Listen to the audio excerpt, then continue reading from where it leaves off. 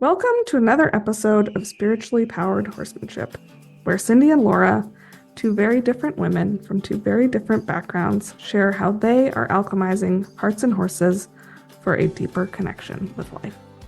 One of our deepest intentions on this podcast is to keep it real, because in our horsemanship journeys, there's no black and white. Nothing is for sure, and anything can change at a given moment. So in that, we're always going to share with you our intention for an episode, but Cindy and I are pretty good at calling each other forward and exploring something out of left field when we see that that person needs that support. And we're going to take you along on that journey. So if it happens and we take a right turn and end up somewhere else, we trust that it was meant to be. As you listen to this episode, if you're finding yourself having an aha, a new awareness, or just really enjoying the conversation, please leave us a 5-star review on wherever you're listening to us. This is the best thing that you can do to help us get this podcast into the ears of more passionate horse people.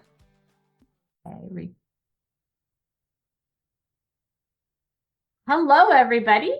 Today we have a really special guest we're excited to be sharing this time with. This is Dr. Stephen Peters, and he is a board-certified neuroscientist, and he specializes in equine neuroscience. And he's had horses all of his life. I first met him in 2021, but I first discovered him in 2012. He and Martin Black came together and wrote the book called Evidence-Based Horsemanship. Completely changed my life and the way I deal with horses. And I read this book probably once every year and make new notes, because every time I read it, my understanding of the horse from the inside out goes deeper and I can apply it better. So welcome, Steve. We're so excited to have you here.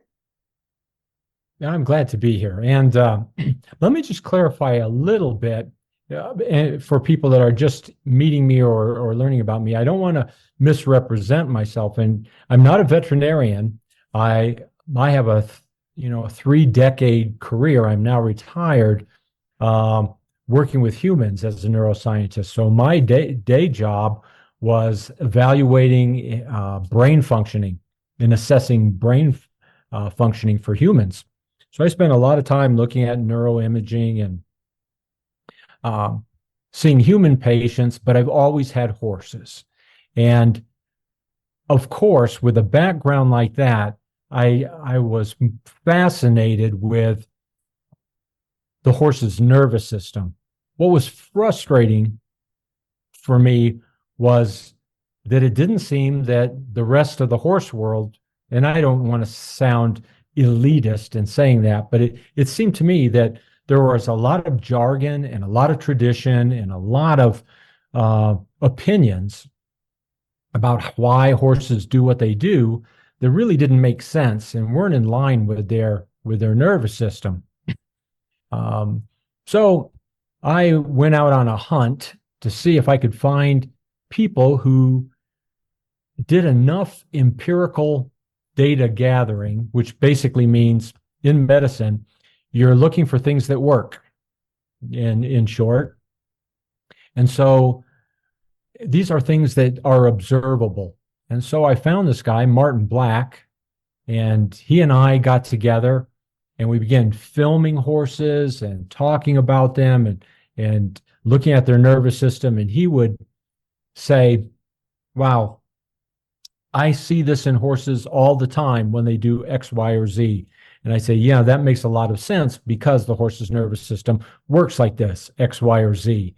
We began to put puzzle pieces together, and it was amazing how well they fit, the empirical data and the scientific data. And so we did this for a few years, just quenching our own thirst for knowledge and deepening our understanding. And it was Martin who said, you know what? We really need to write a book. We can't keep this kind of information to ourselves. And so, yeah, one of those books ended up in your lap, and a lot of other readers.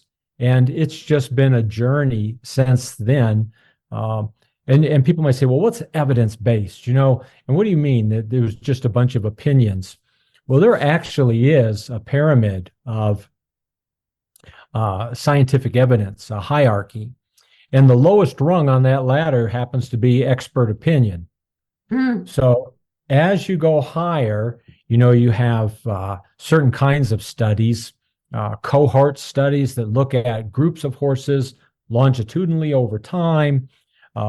You can have a case study on individual horses, but up towards the very top, those are what we call a meta-analysis or systematic reviews, where you take all the information peer reviewed. This is not of Cosmopolitan magazine or off of Google.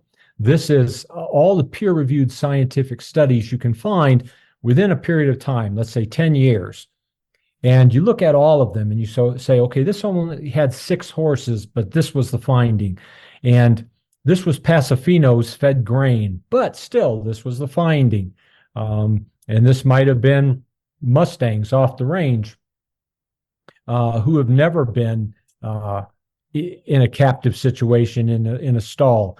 And these are the findings. But if all those findings can be replicated and they all say the same thing, then that's our gold standard.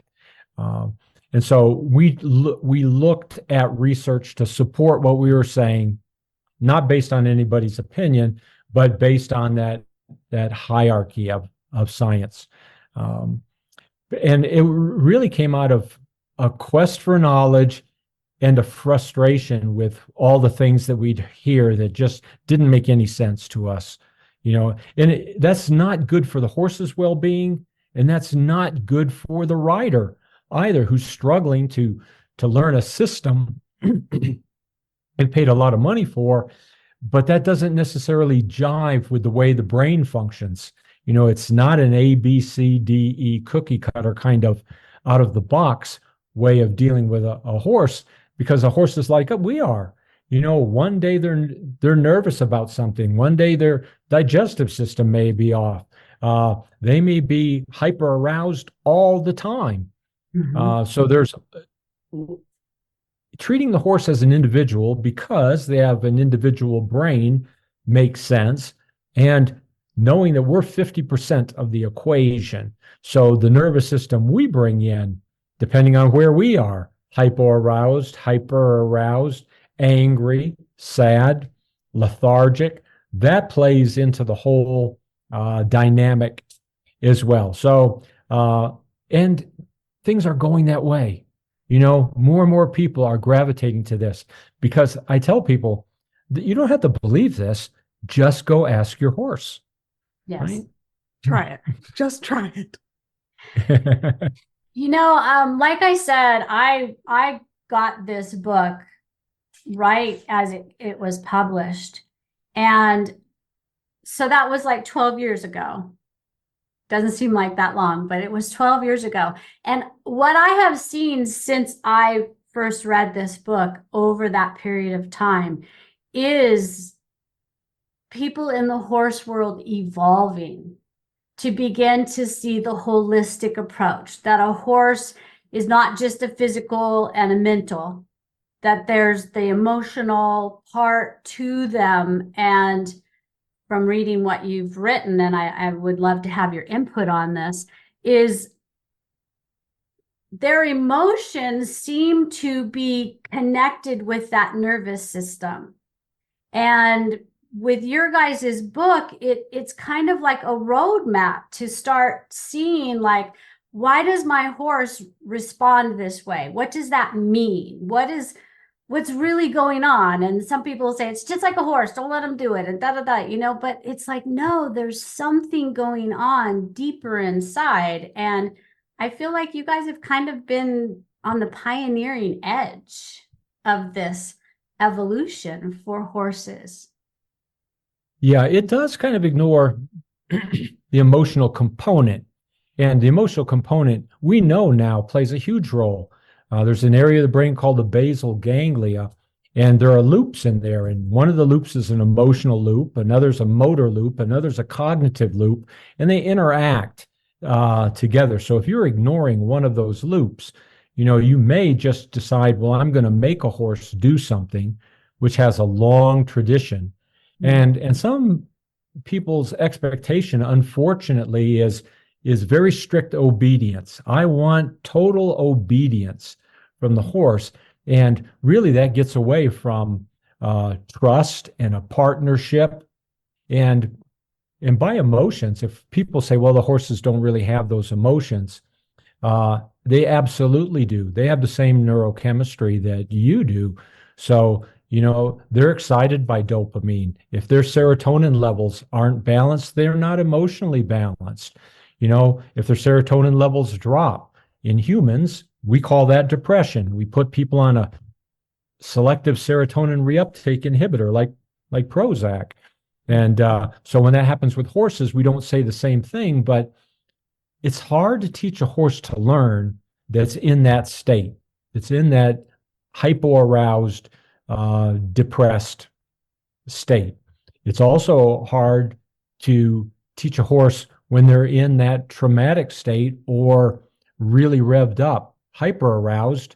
And it's funny, when they get hyperaroused, if we're not interested in showing the horse how they can reset their nervous system, if they're hyperaroused and we're calling them a bad horse and we're going to punish them for that, that toggle switch flips in the opposite direction you would want. They become even more aroused, more hyperaroused. They become panicked. They become threatened.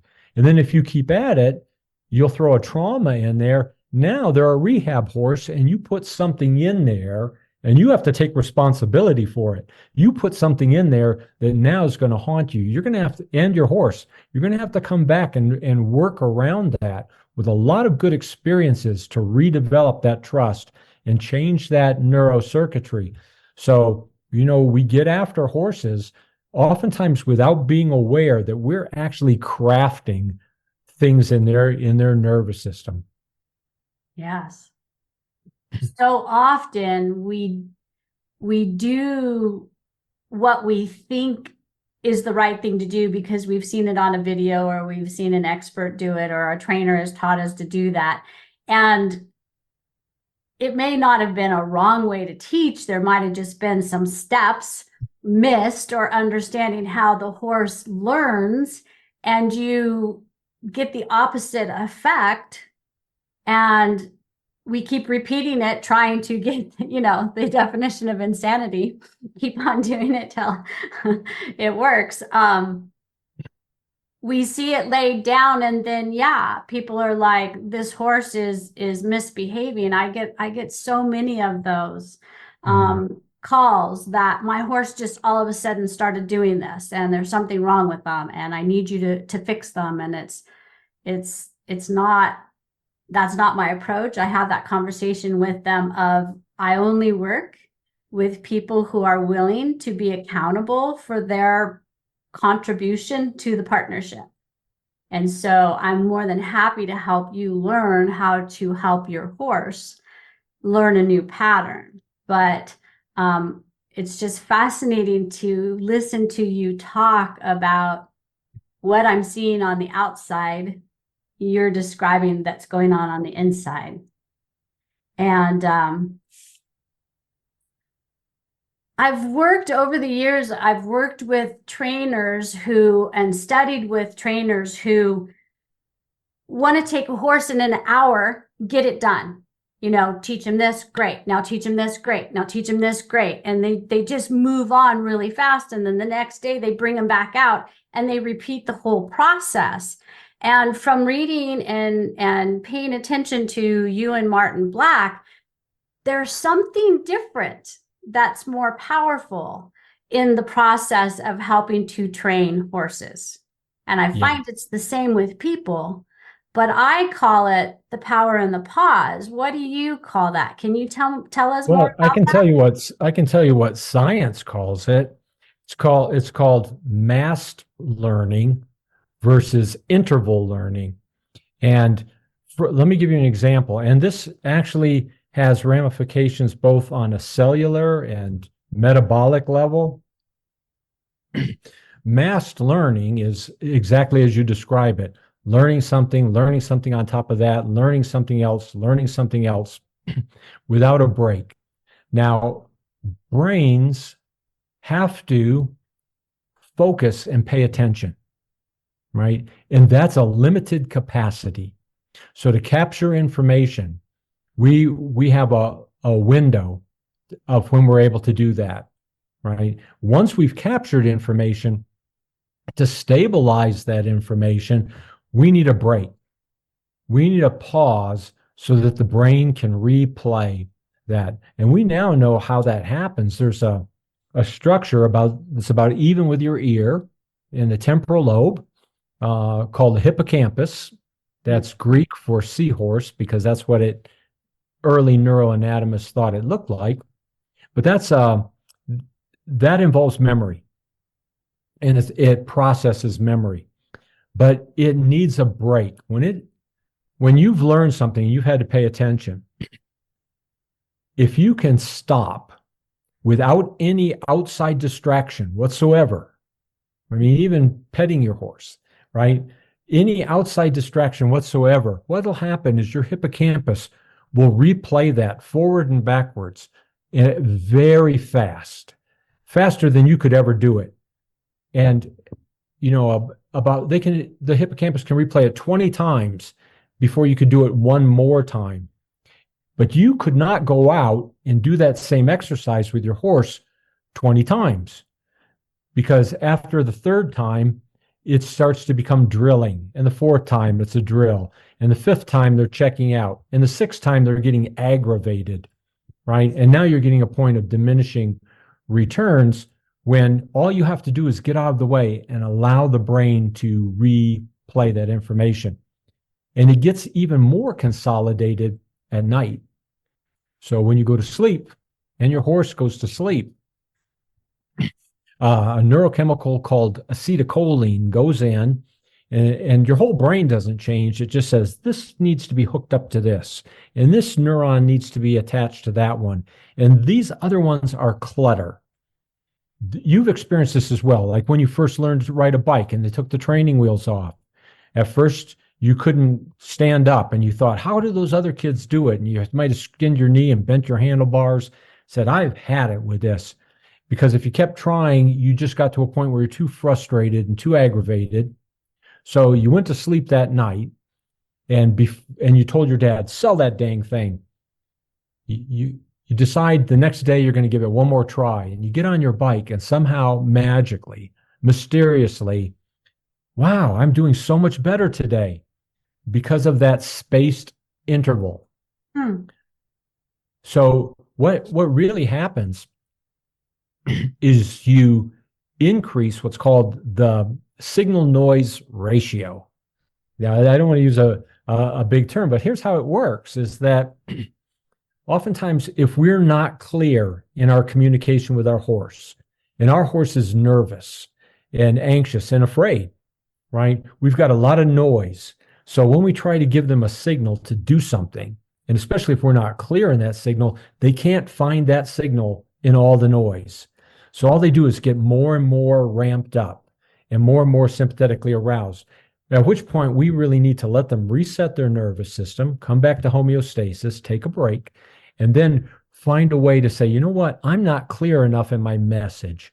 There's some way that I'm not communicating with my horse. If you take care of the noise, you can get your horse to feel safe. If you give your horse time to sort something out, then they'll be within a state where the noise is reduced and you can be very subtle then with your signal and they'll find it. So that's the signal to noise ratio. Oftentimes we're causing more noise and we're getting mad because our horse can't find the signal, but we're just getting our horse more ramped up without giving them, and nothing will cause sympathetic arousal like confusion for a horse. It's frightening. Mm-hmm. Mm-hmm. Wow. So something that I've always not agreed with and seen not work with my own horses is don't give them the release until they get it right. And you basically, if I'm correct, correct me if I'm wrong, just explain scientifically why that's doesn't make any sense to do. They have a window Yeah. of what they can tolerate. And Yeah. this is why all these systems don't necessarily work, because every horse has a different window of tolerance. And could have a different window of tolerance for one thing versus the other thing. Absolutely. Yeah. Absolutely. And the neurochemicals that are within this window are good stuff. It's serotonin, where they feel emotionally balanced. It's oxytocin, which is a neurochemical, a neurohormone related to trust and bonding. Actually, you're going to experience childbirth as one of the times when women most experience the highest levels of oxytocin, breastfeeding as well. And it makes sense from an evolutionary standpoint that that would create a greater bond and a greater trust. So that's within the window of tolerance. And so is dopamine. But here's the problem. If this is our window of tolerance and we don't take our horse out of that window of tolerance ever, I don't want to ride outside the arena. I don't want to go out in the woods where there's bugs. I don't want to ride with people with other horses. I don't want to, and pretty soon you've got that window of tolerance so small that you keep drilling in that window. And the first 2 or 3 times, your horse is going to get a dopamine hit when they get a release. But each time they get less dopamine. And about the 4th or 5th time, they're almost getting no dopamine. So you're asking them to do something, repeat something, but they're not getting a reward for it. And they're starting to check out. So that's the point at which you don't want to get caught in these contests where I don't want the horse to win. That's just a lot of stuff we've made up over the years, but that's really not how their nervous system works. In fact, it took Martin a little while. I don't think he'd mind if I say this, but he'd say, his granddad used to tell him things. Don't let that horse win. And when he found out it's not about winning, and then secondly, if he got to a point where he wasn't making his signal known and he was only creating more noise, he's gotten to the point where he'd say, you know what, partner? We're just making things worse. Let's go back and do something that you really know how to do, something simple that you can get a quick reward for, and I'll put you up. Because what he'd find is that then that horse was ready the next day, felt safer, was in a better place to learn information than if he put that horse up after a fight, he'd get it back and he'd say sometimes it was twice as bad. And what did that do? For our ego, it allowed us to feel like we had won one over on the horse, but who won?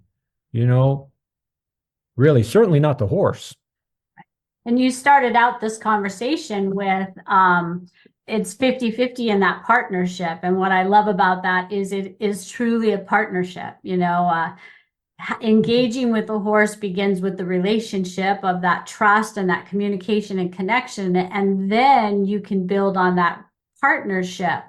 And I've known over the years that if you can successfully teach a horse something and get them to do it successfully 3 times, allowing them for that pause in between, then it's time to move on to something. Whereas the human, for some reason, and maybe you can explain this, but humans, for some reason, it's like, oh, they've got it.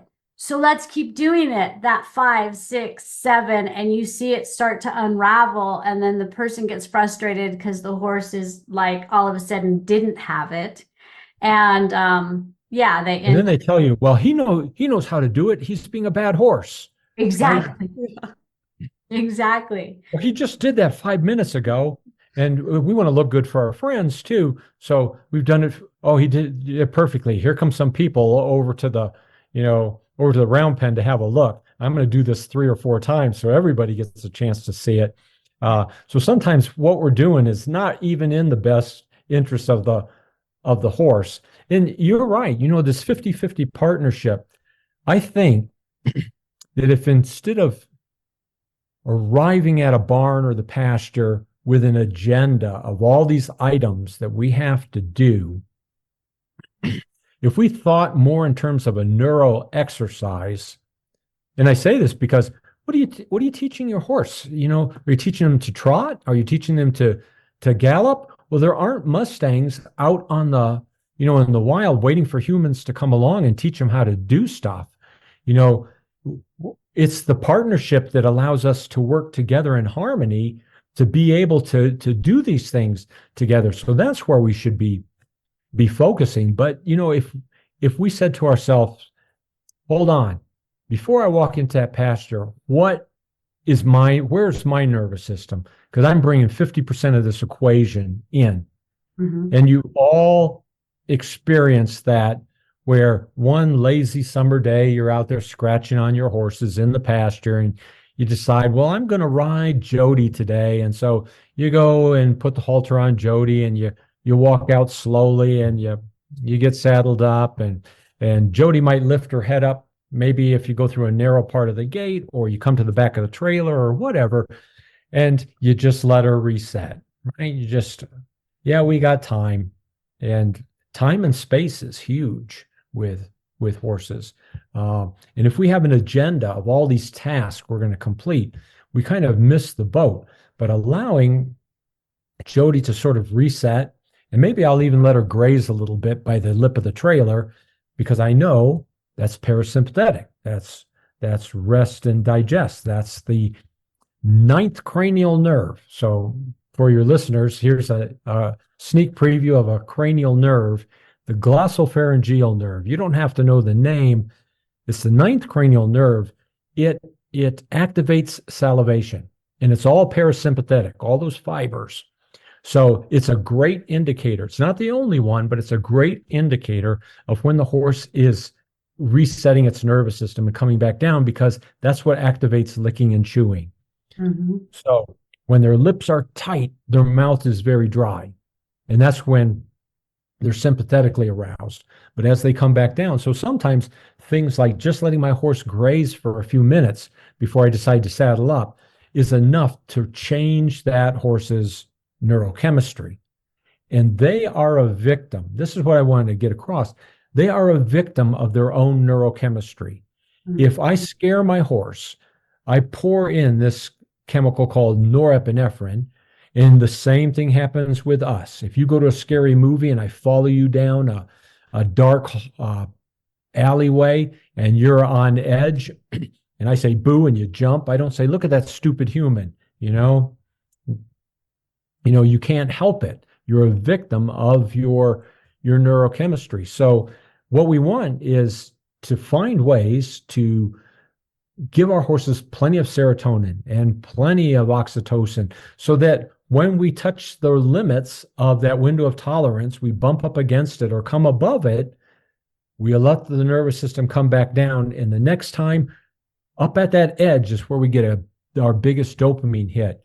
And the more we do that, and the horse gets a positive expectation that, hey, I'm going to come back down. I know that even if I'm stressed, I'm going to be able to find a way back down, versus that sense, that feeling that somebody likes pushing you out off the end of the diving board. They're not giving you a chance to take your time and look over the edge and dangle your feet in the water. They're just right behind you. And when horses get up there and they come out of that window of tolerance, they're on the edge of fight or flight. They're not able to learn where they're there. But if you can take them up and then show them they're safe and come back down, each time you do that, if that was just your task, we're going to go out and we're going to create a little bit of arousal, because you need arousal to learn, a little bit of arousal, but you're going to know you can come back down. You're widening the window of tolerance every time. So eventually your horse gets so confident, right? And especially curiosity. If you can get them checking out something new, and I see so many people turn that spigot off, The horse wants to check something out, or the horse needs a little bit of time to figure something out, and they yank their head up and they say no. They treat it as disobedience when neurochemically, that's one of their best allies. And that helps your horse to become confident and to grow. That's what learning is all about. And in fact, we know when we do that, we create many more dendrites. We can create many more connections in the horse's brain. So you can make your horse smarter, or you can make them totally obedient, but you're pruning off a lot of those neuronal connections. And you get horses that can only do things rotely, versus being able to figure things out, versus being able to be calm, versus being able to self-regulate their own nervous system. I mean, go ahead. So when you're teaching obedience in a horse, which you see in a lot of, and this is not in a negative way, it's just fact. You see it in a lot of show competition type world, there's that obedience, there's that performance. Because they're not hitting that level and being able to come back down and know that they can reset, you don't have that confident, curious partner. You have one who, as long as we're doing what I've been drilled to do obediently, I'm good. But you take me out on that trail ride, or you take me out of my familiar routine, and that's where you have an entirely different horse. They come apart because they're not prepared. And who didn't prepare them? The person. And sympathetic arousal does not mean something bad. And there are horses. I've watched sometimes, let's say, barrel racers. Okay, I've seen some people that their horse is so hyper aroused, and they feel like their horse needs to be there, and their horse is coming apart, and their head's way up above the withers, and the eyes are, monstrous saucers, and, their nostrils are flaring. And then they strap their 11-year-old daughter on there like a monkey on a rocket. Without a helmet most of the time. Good point. Yeah. So at 35 miles an hour, they come out of the chute, they run there, and then the whole family has to gather together because now they got this so-called fire-breathing dragon, and they're trying to load it back on the trailer. And then everybody comes along and decides they're going to help. So butt ropes come out and all this to get that horse back on. And wow, we won a ribbon. Well, and the narrative is usually he just loves his job so much he gets super excited. Yeah, in fact, for sure, if you just let horses go loose, the ones that love barrel racing will just run the patterns all the time. And but there are horses that can walk calmly off the trailer, walk up to the starting gate, can tune it up, and run it relaxed but faster because they are relaxed. And, they're not as tight. And then once they cross that finish line, they know it's over, and they tune it back down again, and they walk right back onto the trailer.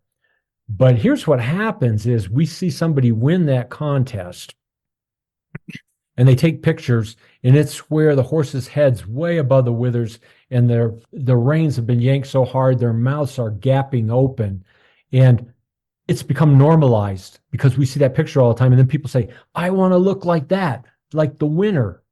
And unfortunately, in a lot of competition, we treat horsemanship as if it's like another discipline. It should actually be a part of every single event. Yet we treat it as, oh, horsemanship, what is that? It's like a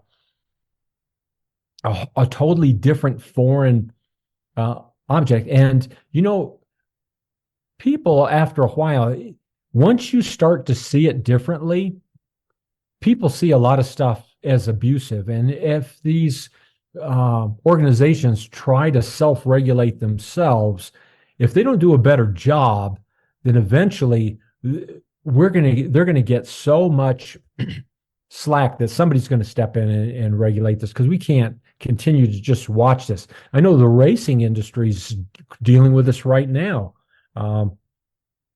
which is a good thing. It's a good It thing is. that we're all, because once you see it, once you understand the nervous system, you really can't see it any other way. Yeah. I mean, once you understand what you are teaching more and more every year, once you understand it and you see the horse from that perspective, all of these things are just, in my opinion, and this is my personal opinion, is to me exploitation and animal abuse. It is. And ignorance is not an excuse for taking these amazing, majestic beings and putting them through what we put them through, knowing that they're prey animals and we're predators. I mean, that equation alone is just fascinating that they so willingly do what they do with us. And it's really, when you look at it, like the people are in the same nervous system space as the horses, and they don't see it, but they're miserable. I mean, the discussions about mental health and horse sport right now are huge. People are spending buku bucks to be miserable, and they feel like that's how they have to enjoy their horse. I'm so glad you brought that up because I began, giving horse brain seminars, and I would find that during a break, somebody would come up. Invariably, this happened every time. Somebody would come up and say, I didn't want to raise this question in public, but you know how you were talking about that horse being afraid, or there being a trauma in there, or they're just never able to relax, hyper alert? That's me. That's happening with me. And so, yeah. And I don't know how many cowboys have come to me behind the scenes and say, I was told cowboy up, but my horse knows that I'm just not feeling right about this. I'm not ready. And some guys still would have double vision, terrible headaches from a traumatic brain injury, and not allow themselves time to recover.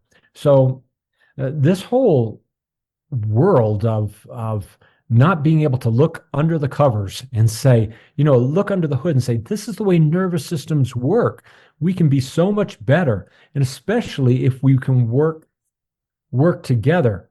But I'm glad you brought up the emotional piece. That's huge. I think a lot of people ride fear-based. Yeah. I have a lot of women, we'll go back a little bit. In 2017, I've had horses all my life, but in 2017 to 2020, I had 3 very traumatic injuries with the best damn horse I've ever had. And it's because he had a brainstem lesion. We didn't know it at the time. He just was losing his mind. But from the result of that, I had to come back emotionally and learn how to stand still in my fear with my horse and recognize what I was bringing to the table and how it was affecting him and other horses. So as a result of that, I primarily work with women who have had some kind of traumatic experience with their horse. And in the last year, I've really hyper focused on, it's not just about helping them to understand their horse's nervous system and the emotions and what's going on somatically, but it's also helping them recognize what's going on in them and how do they learn to stand still and process through it and go through that nervous system regulating. Because when they can do that, they watch their horses match them and do it together.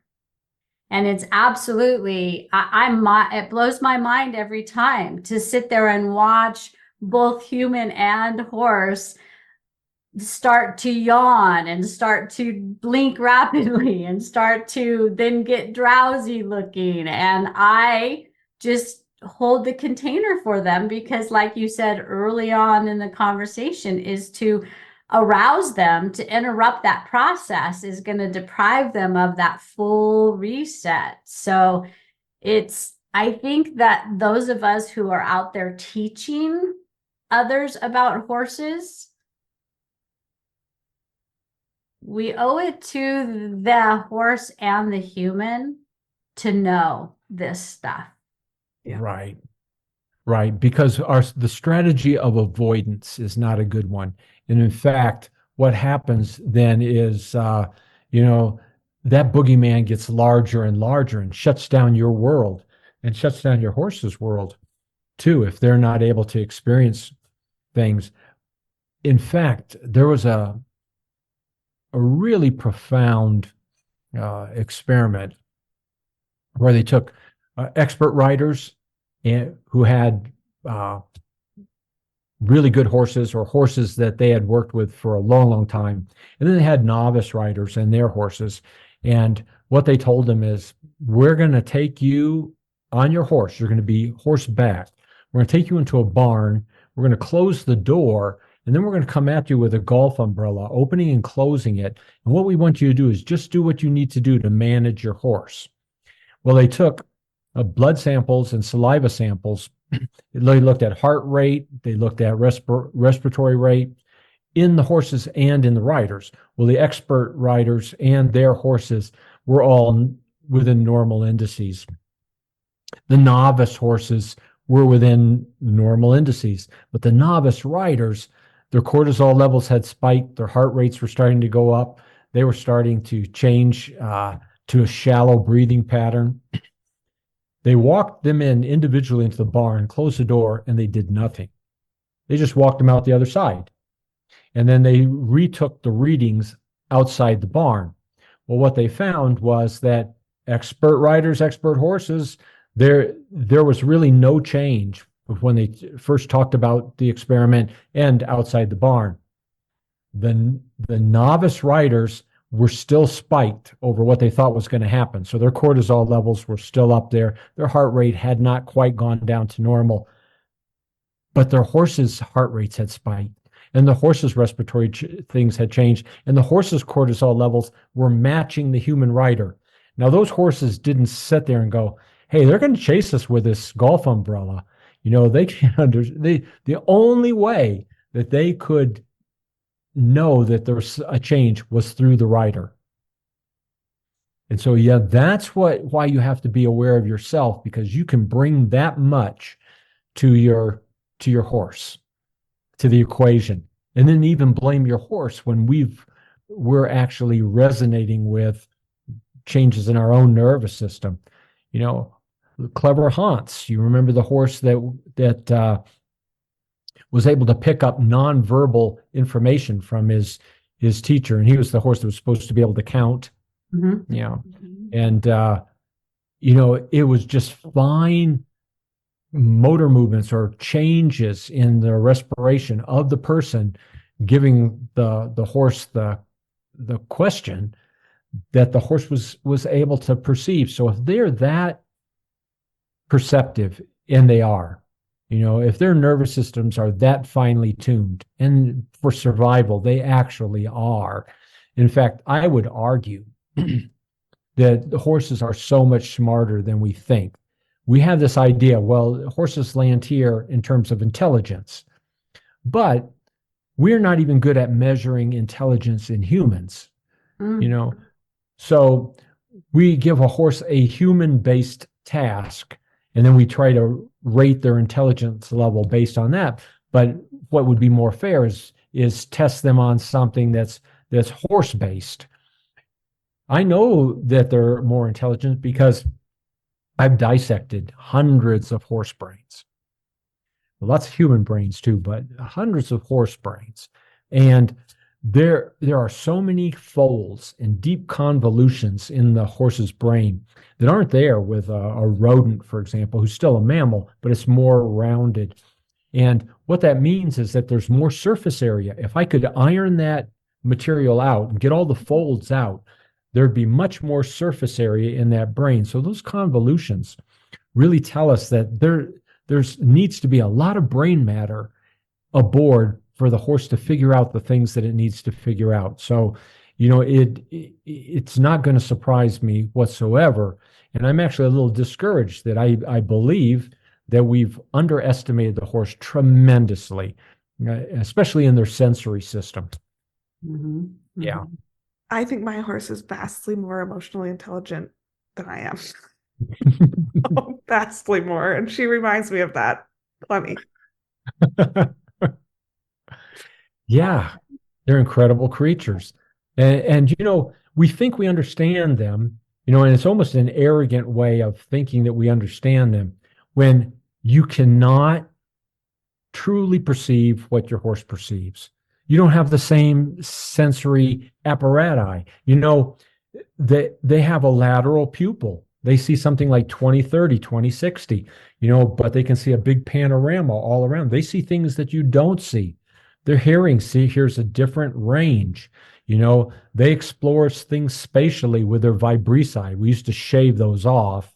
A mare can't have a beard, so we'd shave that off. And then all kinds of lip trauma and eye trauma because it's in blind spots. But all that information coming in is different. They have a different world than we have. I mean, you can go out and whinny and kick up dirt and pretend you're a horse out there, but your horse just thinks you're a crazy human. You're really not experiencing what the horse truly experiences. And so if we don't take the time to understand things from the horse's perspective, we're already behind the 8 ball when we go out to try to train. Yeah. I learned right before I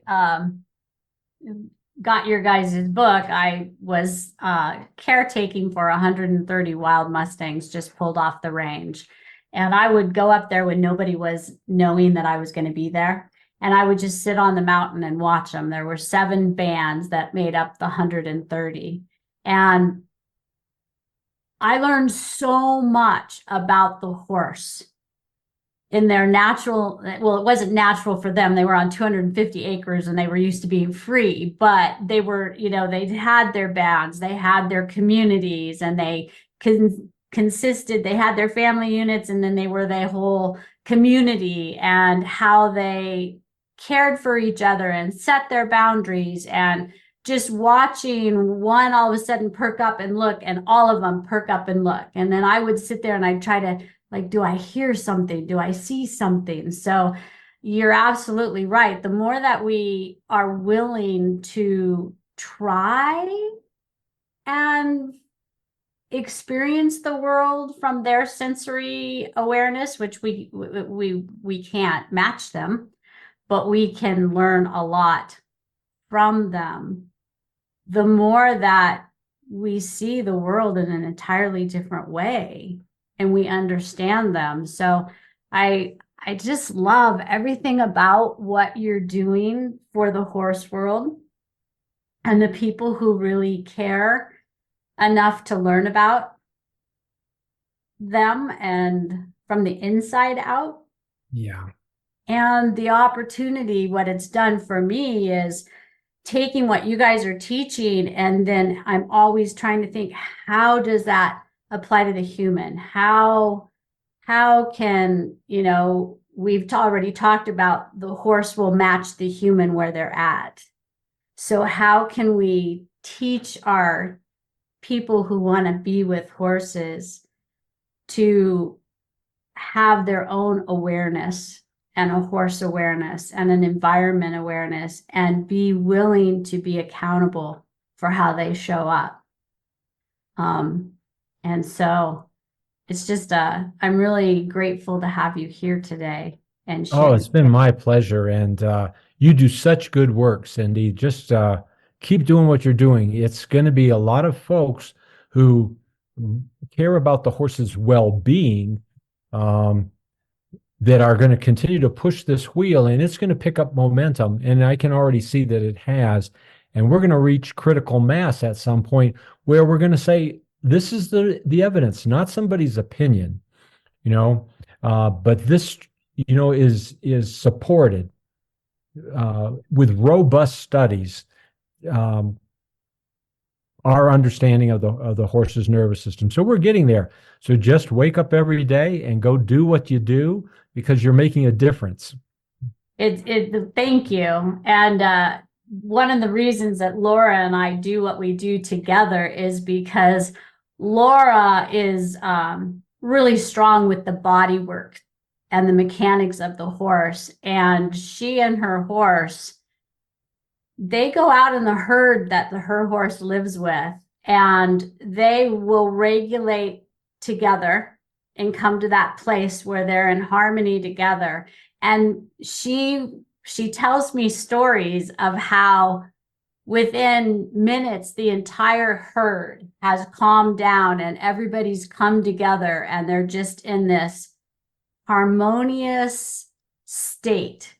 And so when we talked about having you come on, it was like, oh, this is going to be so perfect. We tried to lead our podcast episodes up to really take what we were saying, which was that empirical stuff, and have you really explain what's going on. We're going to be doing a horse brain seminar together at the end of September here in Gardnerville, Nevada. And I'm super excited to bring you out and share your wealth of knowledge with everybody in this valley. What would you say to those who have never heard about this evidence-based horse brain stuff? What would you say to them? What would be your advice? Everything that your horse ever experiences, every perception they'll ever have, every movement, all of their learning happens in their brain. So you can learn methods, techniques, but no matter what technique you use, it's still going to be processed by the brain, how brains process them. So why not learn to read all the nuances that occur in your horse's brain and deal with that directly than just put your horse rotely through something. So it's your opportunity to look under the hood, to see how it really works, to see what's involved. Actually, it's empowering because you can now determine, the rate of growth in your horse's brain. You can set up learning opportunities. And we're going to do a brain dissection together. So I'll be sending out this week a horse's brain out to Cindy. And I have students hold it and look at it because for some people it's a very emotional happening to be able to actually see that organ that you communicate with your horse all the time, that tissue is what operates this big 1,000-pound creature. And even emotion, we talk about the heart, but emotion is experienced in the brain. And we'll talk about that as well. So all the things that you for some people, they've been told basically, heels down, back up, get your head straight. Don't let your horse get away with that. Kick your horse, make him do that. And if you haven't felt comfortable with that, but that's what the so-called experts have been telling you all along to do, I can legitimize your feelings. You're actually right. You're actually more in tune with your horse. And I would say, come find out more about how that actually works. But you are your own best judge. You're your own scientist. And like I continue to say, once you learn this type of material, just go ask your horse. You get the comment, I don't know why my horse is doing that. Yes. If you have ever caught yourself saying that, we highly recommend, and we will have it all in the show notes, we highly recommend that you look up Steve Peters' website, horsebrainscience.info, and find out. He's doing horse brain seminars all over the United States and now world. So you can have that opportunity to go and sit with Steve and learn about your horse, to take a look under that hood. Thank you for tuning in to this episode on our podcast.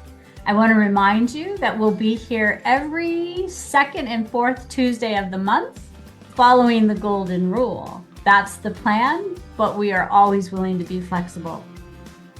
If you want to connect with either one of us, you can do so by finding me on Facebook, my Facebook group, Unbridled Reflections.